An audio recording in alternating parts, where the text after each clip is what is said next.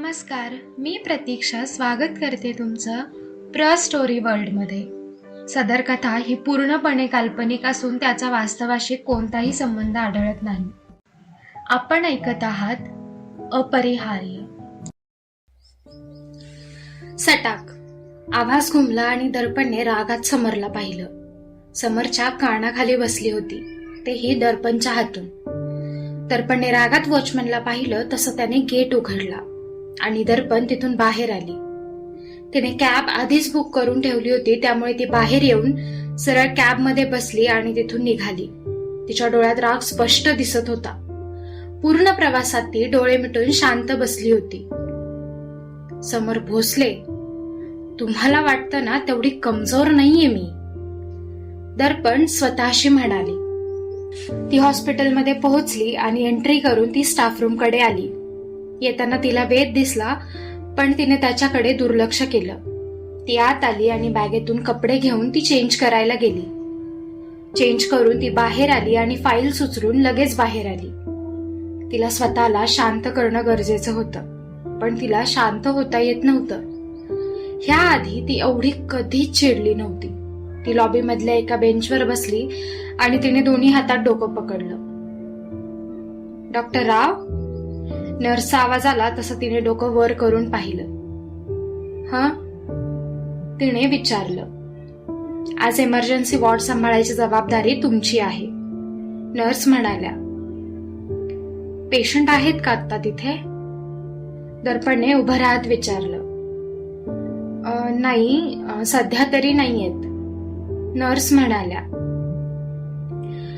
जर पेशंट आलेच तर कॉल करा, मी राऊंडवर जाऊन येते, दर्पण नर्सला पाहून म्हणाली. नर्सने मान डोलावली. दर्पण जनरल वॉर्डकडे निघाली. तिच्यासोबत 3 इंटर्न आले होते. दर्पणने एक एक पेशंट चेक करायला सुरुवात केली. ह्यांची शुगर वाढली आहे? दर्पणने रिपोर्ट्स पाहत विचारलं. हो, त्यांना जेवणाच्या बाबतीत बजावलं होतं, पण त्यांनी लक्ष दिलेलं दिसत नाहीये. पायाची जखम चिघळत चालली आहे त्यांची, योगिता म्हणाली, जी इंटर्न पैकी एक होती. बाबा, बरं व्हायचं आहे ना तुम्हाला? दर्पण समोर असलेल्या वयस्कर पेशंटला पाहून म्हणाली. त्यांनी मान डोलावली तसं दर्पणने त्यांना पाहिलं आणि म्हणाले, मग खाणं पिणं व्यवस्थित ठेवा. तुमच्या रक्तातली साखर वाढेल असं काही खाऊ नका. हॉस्पिटलमध्ये जे जेवण दिलं जातं तेच खा. अशीच जर साखर वाढत राहिली तर तुमचं ऑपरेशन नाही करता येणार आम्हाला. हो, ते आजोबा क्षीण आवाजात म्हणाले. योगिता, ह्यांच्या सगळ्या टेस्ट करा आणि उद्या सकाळीच रिपोर्ट्स डॉक्टर वेदकडे द्या. फाईल्स मध्ये द्या आणि सोबत पेशंटच्या डिटेल्स पण. फक्त रिपोर्ट्स दिले तर तुमचं काही खरं नाही, दर्पण योगिताला पाहून म्हणाली. हो मॅम, योगिता म्हणाली. डॉक्टर राव, दर्पण तिला बरोबर करत म्हणाली. दर्पणने बाकी पेशंट्सला पाहिलं. अपघातातल्या पेशंट्सला चेक करून ती जनरल वॉर्ड मधून बाहेर पडली. ती आयसीयू मधल्या पेशंटकडे गेली. तिथे सुद्धा तिने बऱ्याच सूचना दिल्या. मॅमला आज काय झालं आहे? इंटर्न यश योगिताला पाहून म्हणाला. म्हणजे? योगिता फाईल्स पाहत म्हणाली. रोज तर चांगल्या मूडमध्ये असतात ना, अशा आज गंभीर का आहेत? यशने विचारलं. डॉक्टर वेदचे भांडण झाले असतील, दीपक हसत म्हणाला. योगिताने त्यांना शांत राहायचा इशारा केला, पण तोपर्यंत दर्पणने सगळं ऐकलं होतं. तिने त्यांना रागात पाहिलं आणि पेशंटला आधी पाहिलं. आयसीयू मधले पेशंट्स पाहून सगळेजण बाहेर आले होते. दर्पणने सगळ्यांना एका लाईन मध्ये उभं केलं आणि ती त्यांच्या समोर हाताची घडी करून उभी राहिली. मला विचारा ना काय विचारायचं आहे ते, दर्पण रागात म्हणाली. सॉरी मॅम, दीपक मान खाली घालून म्हणाला. पायफाड बडबड करण्यापेक्षा कामात लक्ष द्या. पेशंट्स ठीक असणं ही आपली पहिली जबाबदारी आहे. पेशंटचे शुगर रिपोर्ट्स आणि बीपी रिपोर्ट्स अपडेट होत नाहीये. कोणाचं काम आहे ते? नवीन आहात म्हणून मी काही म्हणाले नाही याचा गैरफायदा घेताय तुम्ही. लवकर असते ना शिफ्ट तुमची, मग तेही होत नाही का तुमच्याकडून? तुमची तक्रार मी स्वतः करावी अशी इच्छा आहे का तुमची? दर्पण रागाने म्हणाली. नाही ma'am, we are sorry. Yogita पुढे येऊन म्हणाली. पर्सनल चौकशा करण्यापेक्षा कामावर लक्ष द्या. जनरल वॉर्डच्या सगळ्या पेशंटचे रेकॉर्ड अपडेट झाले पाहिजेत, तेही पुढच्या तासाभरात. दर्पण त्यांना पाहून म्हणाले. येस मॅम म्हणत सगळे तिथून निघून गेले. का चिडलाय डॉक्टर राव तुम्ही? मौर्याचा आवाज आला. प्लीज मला काही वेळ एकटं सोड. दर्पण त्याला न पाहता म्हणाली. ओके मौर्य म्हणाला आणि तो गायब झाला. दर्पण रागात धुसफुसत तशीच उभी राहिली. तिचा फोन वाजला. नर्स फोन करत होत्या, ज्यावरून तिला कळालं की इमर्जन्सी वॉर्डमध्ये पेशंट आले आहेत. आले लगेच नर्स. दर्पण घाईने म्हणाली. ती पटपट जिन्याने खाली आली आणि इमर्जन्सी वॉर्डमध्ये आली. तिने पाहिलं तर खुर्चीवर पाठमोरं कोणीतरी बसलेलं होतं. ती येऊन समोरच्या खुर्चीवर बसली आणि तिने पेन आणि पेपर घेतला. काय होतंय म्हणत तिने वर पाहिलं. इथे दुखतंय. त्याने गाल दाखवला. दर्पणने डोळे मोठे करून समोर बसलेल्या समरला पाहिलं. त्याच्या गोऱ्या पान गालावर दर्पणची 4 बोटं उमटलेली दिसत होती. दर्पणने वैतागून डोळे बंद करून उघडले आणि समोरच्या डेस्कवर असलेल्या फोनवरून फोन लावला. डॉक्टर वेद, एक पेशंट आहेत, प्लीज त्यांना चेक कराल का? दर्पणने विचारलं. सॉरी डॉक्टर राव, पण मला आता एक सर्जरी आहे दुसऱ्या हॉस्पिटलमध्ये, वेद समोरून म्हणाला. दर्पणने फोन ठेवला आणि उठून समरच्या जवळ गेली. समर खुर्चीत मागे झुकून बसला आणि रागाने भरलेल्या डोळ्यांनी त्याने दर्पणला पाहिलं.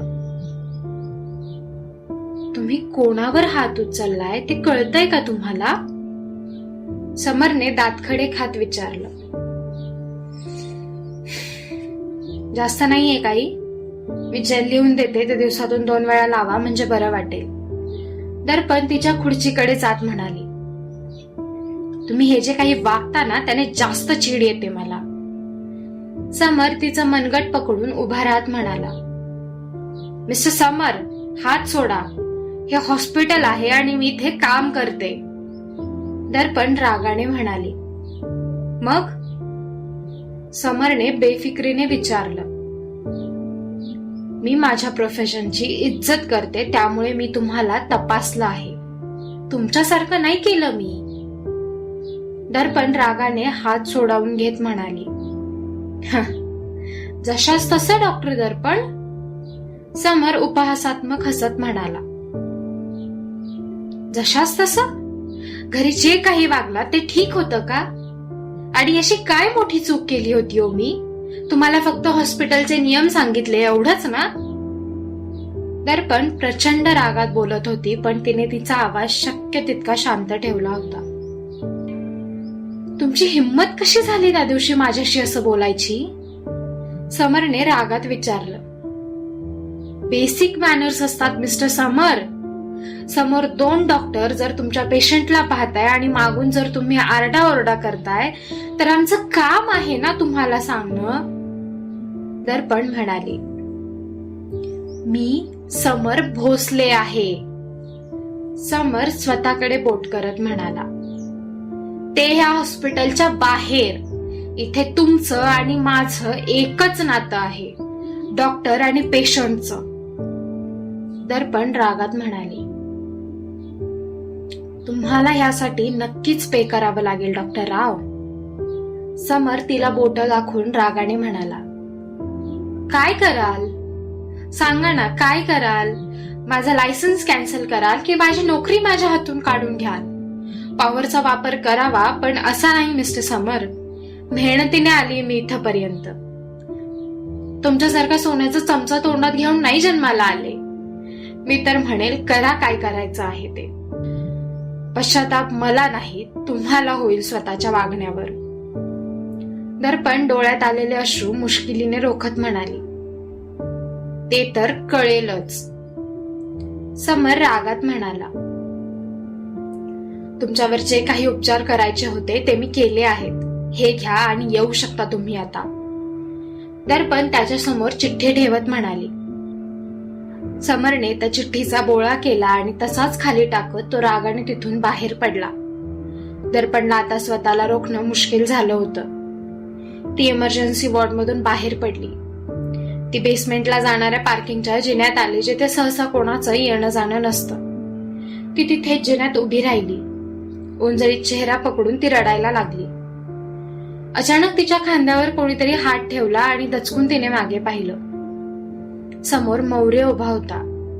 दर्पणने रडत त्याला मिठी मारली आणि आता ती हुसमरून रडू लागली. आता तुम्हाला कसं सांगू डॉक्टर राव की समर त्या लायकीचा माणूसच नाहीये ज्याला समोरच्याची मेहनत आणि अश्रू समजतील. दगडाच्या काळजाचा माणूस आहे तो, ज्याला कोणाशी काही घेणं देणं नाहीये. मौर्य दर्पणला मिठी मारून मनात म्हणाला,